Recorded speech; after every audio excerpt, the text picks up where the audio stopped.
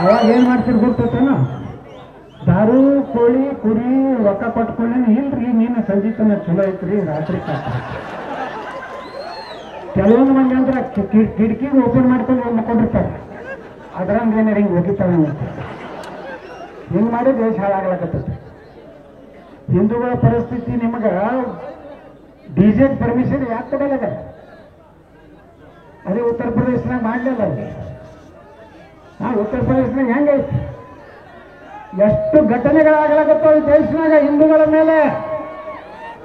ಕರ್ನಾಟಕದಲ್ಲಿ ಇವತ್ತು ಮುಖ್ಯಮಂತ್ರಿಗಳು ಬದಾಮಿಯಲ್ಲಿ ಆಲಮತ ಸಮಾಜದವರು ರೇಷ್ಮೆ ಪಟಕ ಸುತ್ತಿ ಭಂಡಾರ ಹಚ್ಚಲಕ್ಕೆ ಬಂದ್ರೆ ತಗೊಂಡು ಹಿಂಗೆ ಹೋಗೋದು ಜಾತ್ಯತೀತ. ಮೊನ್ನೆ ಸಾಬರ್ದ ಆಯ್ತಲ್ಲ ಬೆಂಗಳೂರಿನಾಗ ತಪ್ಪಿಗೆ ಅವ ಬಂದ ಒಬ್ಬ ಸಾರ್ವಜನಿಕ ನಮ್ಮ ಮುಖ್ಯಮಂತ್ರಿ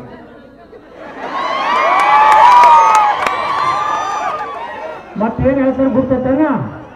ಮುಂದಿನ ಜನ್ಮ ಇದ್ದರೆ ನಾನು ಮುಸಲ್ಮಾನನಾಗುತ್ತೇನೆ. ಅಲ್ಲಿ ಭದ್ರಾವತಿ ಮೇಲೆ ಒಬ್ಬ ಹೇಳೋಣ, ಮುಂದಿನ ಜನ್ಮ ಇದ್ರೆ ನಾ ಮುಸಲ್ಮಾನ ಆಗ್ತೀನಿ. ಹೀಗೆ ಗೋಮರ ಯಾವ ಮಗ ಬೇಡ ಹೀಗೆ ಹೋಗುತ್ತೆ. ಅವ್ರೇನಂದ್ರು ಒಬ್ಬ ಮೌಲ್ವಿ ಒಂದು ಯಾವುದೋ ಟಿವಿ ಸಂದರ್ಶನದಾಗ ಹೇಳಿದ್ರು, ಈ ನನ್ನ ಮಕ್ಕಳು ಹಿಂದೂಗಳೇನೋ ಲೀಡರ್ಗಳದಾರಲ್ಲ, ನಮ್ಮ ಹೋಗಿ ತಗೊಳಕ್ಕೆ ನಾಟಕ ಮಾಡ್ತಾರ. ಇವ್ರೇನೋ ಮುಸಲ್ಮಾನ ಮುಂದಿನ ಜನ್ಮ ಯಾಕ? ಮುಂದಿನ ಜನ್ಮ ಇಸ್ಲಾಂದಾಗ ಇಲ್ಲ. ಇವ್ರೇನ ಜನ್ನತ್ತಕ್ಕೆ ಹೋಗ್ಬೇಕಾದ್ರೆ ಹೀಗೆ ಬರಬೇಕು. ಬಂದು ಒಬ್ಬ ಹಿಂದೂನ ಹೊಡೆದ್ರಂದ್ರೆ ಸೀದಾ ಜನ್ನತ್ತಕ್ಕೆ ಹೋಗ್ತಾರ.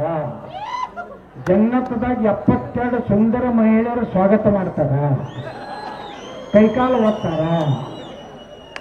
ಅತ್ಯಂತ ಸುಮಧುರವಾದಂತಹ ನದಿಗಳು ಹರಿತಾವೆ. ಹಿಂಗೆ ಕುಡಿದುಕೊಂಡೇ ಸ್ಪಾಚ್ ಕುಡ್ದಂಗೆ ಆಗ್ತದೆ.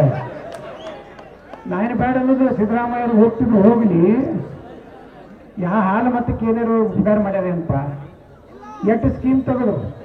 ಅವ್ರ ಸಾಬರು ಹುಡುಗರು ವಿದೇಶಕ್ಕೆ ಹೋದ್ರೆ 30 ಲಕ್ಷ ಅತ್ತ, ಇನ್ನೊಂದು 1000 ಕೋಟಿ ರೂಪಾಯಿದ್ದು ಹಜ್ ಬೋರ್ಡ್ ಅತ್ತ, 100 ಉರ್ದು ಶಾಲೆ ಅತ್ತ, ವಕಫದ ಆಸ್ತಿ ಮೇಲೆ ಕಂಪೌಂಡ್ ಕಟ್ಲಕ್ಕೆ 150 ಕೋಟಿ ಅತ್ತ.